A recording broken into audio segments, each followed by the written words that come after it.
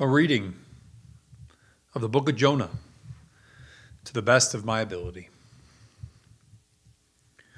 The word of the Lord came to Jonah, son of Amittai.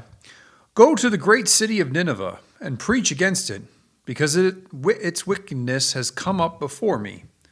But Jonah ran away from the Lord and headed for Tarshish. He went down to Joppa, where he found a ship bound for that port. After paying the fare, he went aboard and sailed for Tarshish to flee from the Lord.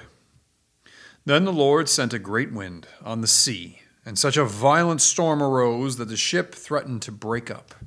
All the sailors were afraid, and each cried out to his own God, and then threw the cargo into the sea to lighten the ship. But Jonah had gone below deck, where he lay down and fell into a deep sleep. The captain went to him and said, "How can you sleep? Get up and call on your God. Maybe he will take notice of us, and we will not perish." Then the sailors said to each other, "Come, let us cast lots to find out who is responsible for this calamity." They cast lots, and the lot fell on Jonah. So they asked him, "Tell us who is responsible for making all this trouble for us. What do you do? Where do you come from? What is your country? From what people are you?"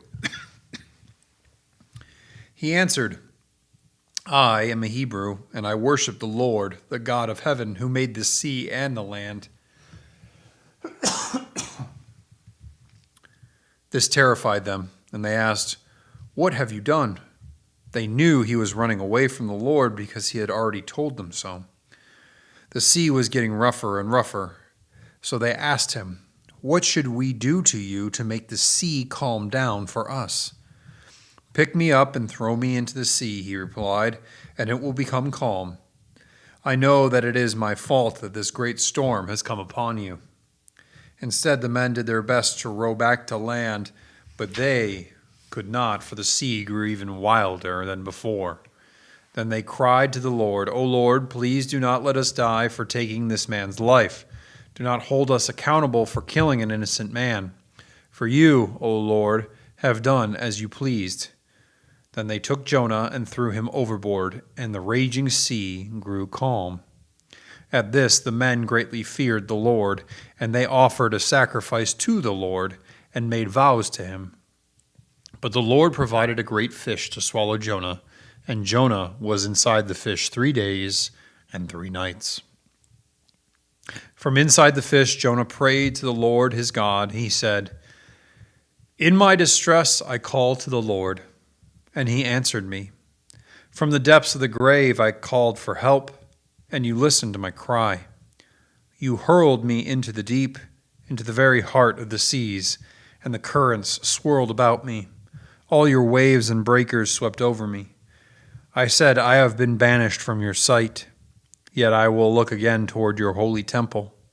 The engulfing waters threatened me, the deep surrounded me, seaweed was wrapped around my head. To the roots of the mountains I sank down. The earth beneath barred me in forever. But you brought my life up from the pit, O Lord my God.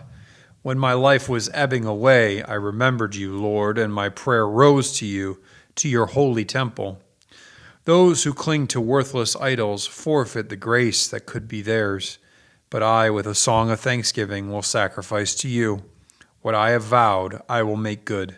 Salvation comes from the Lord.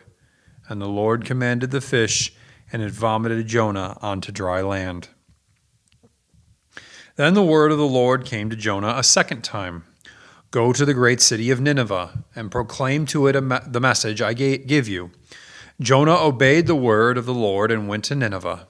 Now Nineveh was a very important city. A visit required 3 days.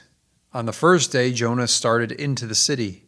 He proclaimed 40 more days and Nineveh will be overturned. The Ninevites believed God. They declared a fast, and all of them, from the greatest to the least, put on sackcloth. When the news reached the king of Nineveh, he rose from his throne, took off his royal robes, covered himself with sackcloth, and sat down in the dust. Then he issued a proclamation to Nineveh. By the decree of the king and his nobles, do not let any man or beast, Herd or flock taste anything. Do not let them eat or drink, but let man and beast be covered with sackcloth. Let everyone call urgently on God. Let them give up their evil ways and their violence. Who knows? God may yet relent, and with compassion turn from his fierce anger, so that we will not perish. And when God saw what they did, and how they turned from their evil ways, he had compassion, and did not bring upon them the destruction he had threatened. But Jonah was greatly displeased and became angry. He prayed to the Lord, "O Lord, is this not what I said when I was still at home, that this is why I was so quick to flee to Tarshish? I knew that you are a gracious and compassionate God, slow to anger and abounding in love, a God who relents from sending calamity. Now, O Lord, take away my life, for it is better for me to die than to live." But the Lord replied, "Have you any right to be angry?" Jonah went out and sat down at a place east of the city. There he made himself a shelter, sat in its shade, and waited to see what would happen to the city.